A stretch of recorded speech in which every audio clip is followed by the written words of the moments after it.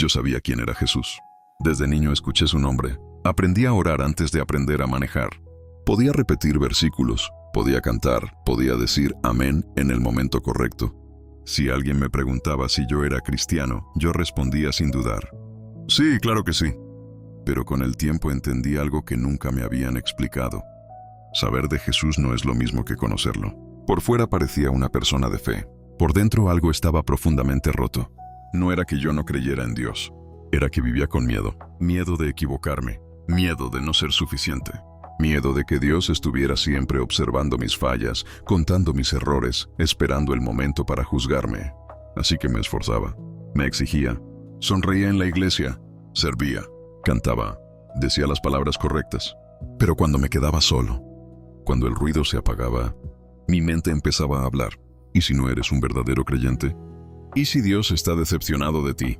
¿Y si todo lo que haces no es suficiente? Esas preguntas no te dejan descansar, no te dejan disfrutar, te siguen incluso cuando estás orando. Leía la Biblia, pero con culpa. Oraba, pero con miedo. Iba a la iglesia, pero me sentía solo. Intenté arreglarlo. Me dije que necesitaba orar más, leer más, esforzarme más, ser mejor cristiano. Pero mientras más lo intentaba, más cansado me sentía. Porque estaba tratando de ganarme un amor que ya me había sido dado. Y no lo sabía. Hasta que una noche, todo se quebró. No fue un gran evento. No fue algo espectacular. Fue uno de esos días normales que terminan demasiado pesados. Una discusión. Un silencio largo. Una sensación de vacío que no se iba. Entré a mi cuarto. Cerré la puerta. Me senté en la cama. Y por primera vez en mi vida, no supe cómo orar. No tenía palabras bonitas. No tenía versículos. No tenía fuerzas. Solo dije en voz baja: Jesús, si de verdad existes, si realmente estás ahí, necesito que me encuentres aquí, porque ya no puedo más. No hubo una voz del cielo, no hubo una luz. No pasó nada afuera, pero dentro de mí, algo cambió. El ruido en mi mente se hizo lento. La presión en mi pecho comenzó a soltarse, y por primera vez en mucho tiempo, respiré. No porque mis problemas desaparecieran, sino porque sentí algo que nunca había sentido antes. No estaba solo. Y en ese momento entendí algo que nadie me había enseñado. Jesús no vino a juzgarme, no vino a señalarme, no vino a exigirme, vino a quedarse conmigo cuando yo ya no podía sostenerme.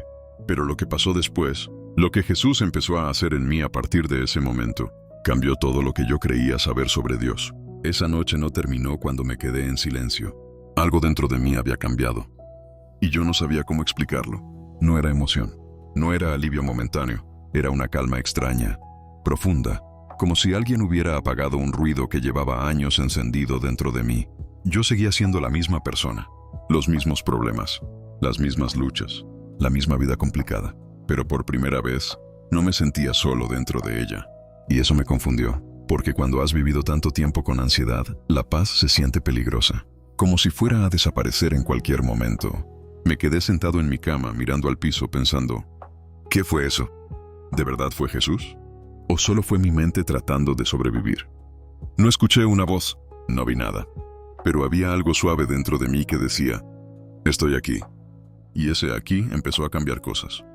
No con milagros, no con señales, sino con una presencia. Al día siguiente me desperté igual. La vida no había cambiado. Pero yo sí, ya no tenía miedo de hablar con Dios. Antes le hablaba como a un juez. Ahora, como a alguien que no se iba. Empecé a decirle la verdad, mis miedos, mis dudas, mis errores. Y él no se alejaba. Eso me golpeó, porque siempre pensé que Dios se acercaba cuando yo era fuerte. Pero esa noche descubrí que se acercaba cuando yo estaba roto. Y eso empezó a derrumbar algo dentro de mí.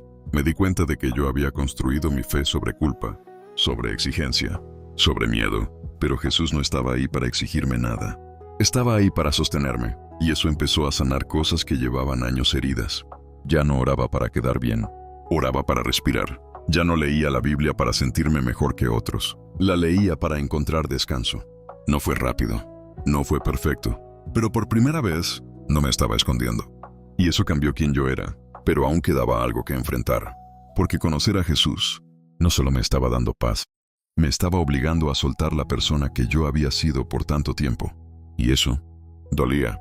Me estaba obligando a soltar la persona que yo había sido durante tanto tiempo, y eso dolía. Dolía porque esa versión de mí era la que había aprendido a sobrevivir. la que no confiaba, la que no esperaba demasiado, la que se protegía de todo para no volver a romperse. Yo había construido una vida entera alrededor de no sentir, de no depender de nadie, de no mostrar debilidad, porque cada vez que me había abierto antes, había salido herido.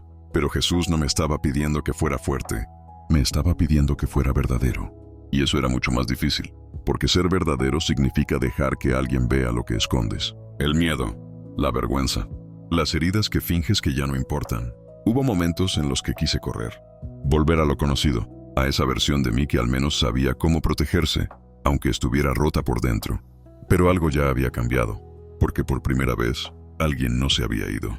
Jesús no me estaba empujando a cambiar, me estaba acompañando mientras yo cambiaba.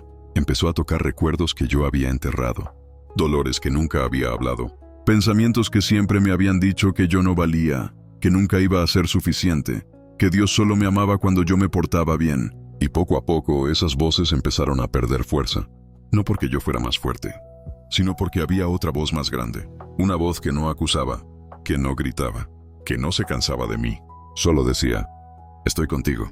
Yo siempre pensé que seguir a Dios era convertirse en alguien mejor, pero descubrí que seguir a Jesús es dejar que Él entre en lo peor de ti y no se vaya. Y sí, sanar duele. Duele soltar.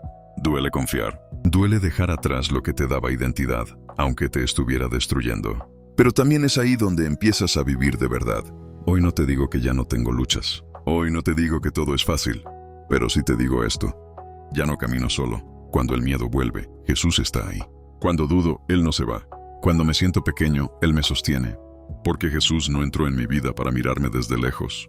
Entró para quedarse. Y por eso hoy puedo decirlo sin miedo.